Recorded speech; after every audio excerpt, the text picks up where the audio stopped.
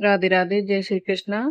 तो आज है सावन का सोमवार और हम सुनेंगे सोमवार व्रत की कथा। तो सावन के महीने में सोमवार व्रत की कथा सुनने से ही सावन के सोमवार का व्रत का फल पूरा मिलता है। प्राचीन काल की बात है, एक गांव में एक साहूकार रहता था। साहूकार बहुत ही अमीर था, लेकिन उसकी कोई संतान नहीं थी। साहूकार इस बात को लेकर हमेशा चिंतित रहता था।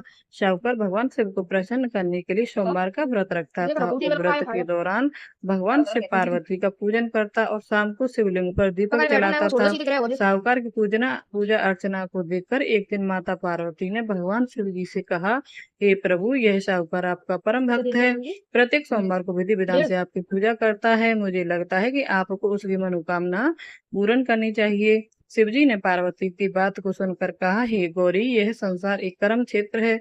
जैसे एक किसान अपने खेत में बीज बोता है तो कुछ वक्त बाद उसे पेड़ मिलता है, उसी तरह इस संसार में आदमी जैसा कर्म करता है उसे उसका फल भी मिलता है। भगवान से बोले कि इसे इसके कर्मों में संतान सुख नहीं है, लेकिन माता पार्वती ने भोले भंडारी से दोबारा आग्रह किया और कहा, हे नाथ, फिर भी आप इसकी मनोकामना पूर्ण कर दीजिए, यह आपका परम भक्त है।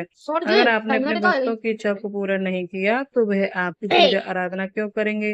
माता पार्वती ने इतना आग्रह करने पर भगवान शिव जी ने अब साहूकार से कहा, यह साहूकार बहुत धनवान है, इसके कोई पुत्र नहीं है, इसलिए सदैव चिंतित रहता है, लेकिन इसके भाग्य में संतान का योग नहीं है। लेकिन तुम्हारे आग्रह करने पर मैं इसे पुत्र प्राप्ति का वरदान तो दे देता हूँ, लेकिन इसका जो पुत्र होगा वह 12 साल तक ही जीवित रहेगा। फिर रात्रि में साहूकार को स्वप्न में दर्शन देकर शिव जी ने कहा कि उसको जल्द ही पुत्र रत्न की प्राप्ति होगी, लेकिन उसका पुत्र दीर्घायु नहीं रहेगा, बल्कि 12 वर्ष तक ही जीवित रहेगा। यह सुनकर साहूकार प्रसन्न तो हुआ और साहूकार ने इस बात को सुनकर पूजा अर्चना जारी रखी। कुछ दिनों बाद साहूकार की पत्नी गर्भवती हो गई और उसने एक सुंदर पुत्र को जन्म दिया।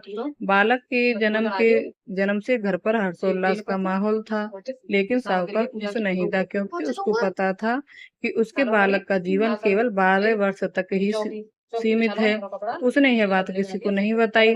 साहूकार की पत्नी ने कहा कि अब हम इसकी शादी कर देनी चाहिए, लेकिन साहूकार ने मना कर दिया और शिक्षा के लिए उसके मामा को बुलाया और पैसे देकर उनके साथ अपने बेटे को काशी जाने का आदेश दिया। फिर साहूकार ने मामा भांजे से कहा कि काशी जाते समय रास्ते में यज्ञ करते हुए ब्राह्मणों को भोजन कराते हुए दोनों मामा भांजे जाना। उन्होंने ऐसा किया। काशी जाते वक्त रास्ते में मामा भांजे गुजर रहे थे। वहां का राजा अपनी पुत्री का विवाह ऐसे राजकुमार से करवा रहा था जो कि एक आंख से नहीं देख सकता था। दूल्हे का पिता इस बात से चिंतित था कि अगर दुल्हन पक्ष को यह बात चला गया दूल्हा काना है तो राजकुमारी विवाह के लिए मना कर देगी। इसलिए उसने उस शख्स साहूकार के पुत्र को देखा तो उसने सोचा कि मैं अपने बालक के स्थान पर तोरण के वक्त इस बालक को बिठा दूंगा और दुल्हन के पक्ष वालों को पता भी नहीं चलेगा।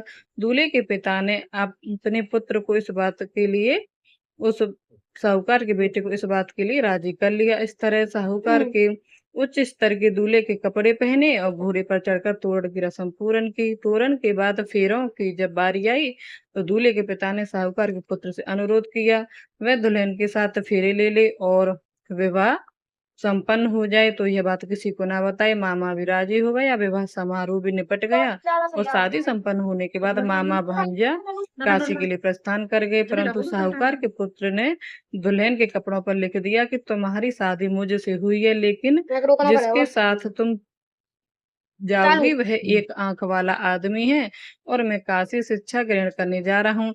जब राजकुमारी ने यह पढ़ा तो उसने राजकुमार के साथ जाने से इनकार कर दिया और अपने पिता से कहा, यह मेरा पति नहीं है, मेरा पति शिक्षा ग्रहण करने काशी गया है। तो अब यह बात सभी जगह फैल गई, तो मजबूरी में दूल्हे के पिता को सारी बात बतानी पड़ी और दुल्हन के पिता ने भी अपनी बेटी को भेजने से इनकार कर दिया। इधर मामा भांजे दोनों काशी पहुंच गए और बालक शिक्षा ग्रहण करने लगा और मामा ने यज्ञ करवाना शुरू कर दिया। कुछ समय बाद पुत्र 12 साल का हो गया तो एक दिन अपने मामा से बोला कि उसकी तबीयत ठीक नहीं है, वह अंदर सोने जा रहा है।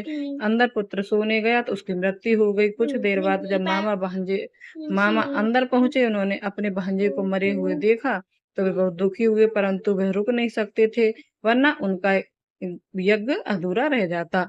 इसीलिए मामा ने वापस जाकर यज्ञ को पूरा किया और ब्राह्मणों को भोजन कराने के बाद मामा अपने मृत भांजे को देखकर रोने लगे। उसी वक्त उसी मार्ग से पार्वती जी जा रही थी। माता पार्वती ने किसी के रोने की आवाज सुनी तो उन्होंने शिव जी से कहा कि हे प्रभु, कोई मनुष्य रो रहा है तो उसके दुखों को आप दूर कर देते हैं। माता पार्वती से वह देखा ना गया तो उन्होंने जब मृत बालक को देखा तो हैरान हो गई, क्योंकि वह भगवान शिव के आशीर्वाद से साहूकार का पुत्र था। माता पार्वती ने कहा, यह तो साहूकार का पुत्र है। यह एक चीज तो आपने केवल 12 वर्ष तक ही अपने जीवन दिया था। पार्वती जी ने मृत बालक को देखा तो उन्हें दया आ गई। उन्होंने शिव जी से कहा, प्रभु आप इस बालक को जीवन दान दे दीजिए, वरना इसके माता पिता जीते जी मर जाएंगे। माता पार्वती के आग्रह करने पर शिव जी ने उनकी बात मान ली और उसे जीवन दान दे दिया। साहूकार का पुत्र जीवित हो गया और मामा भांजे अपने घर की ओर प्रस्थान करने के लिए चल दिए। रास्ते में साहूकार का पुत्र उस देश शहर से निकला जहां उसका विवाह हुआ था। दुल्हन के पिता ने बालक को पहचान लिया और मामा भांजे को लेकर अपने महल में लाकर दुल्हन के पिता ने एक समारोह किया और अपनी पुत्री को साहूकार के साथ विदा कर दिया। जब साहूकार का बालक अपने घर पहुंचा तो उसके माता पिता बैठे थे और सोच रहे थे कि अगर उनका पुत्र सही सलामत वापस नहीं लौटा तो वे दोनों किसी छत से कूदकर अपनी जान दे देंगे। और उसी समय उसके मामा वहां आ गए और उन्होंने बताया कि उनका पुत्र जीवित है और विवाह करके वापस लौट रहा है। साहूकार ने अपने बालक को जीवित देखा तो खुशी से स्वागत किया और साहूकार का पूरा परिवार खुशी खुशी अपना जीवन बिताने लगा। जैसे भोलेनाथ ने इस परिवार पर कृपा की, ऐसे ही सभी पर कृपा करना। तो दोस्तों, आपको मेरी यह वीडियो और व्रत की विधि आपको अच्छी लगी है तो मेरे चैनल को सब्सक्राइब कर लें, लाइक कर लें, बेल आइकन को प्रेस कर दें ताकि आपको आने वाली वीडियो की नोटिफिकेशन मिल सके। और कमेंट में हर हर महादेव, श्री शिवाय नमस्तुभ्यम जरूर लिखें। महादेव आपकी सभी मनोकामना पूर्ण करें, सभी के ऊपर अपनी कृपा दृष्टि बनाए रखें।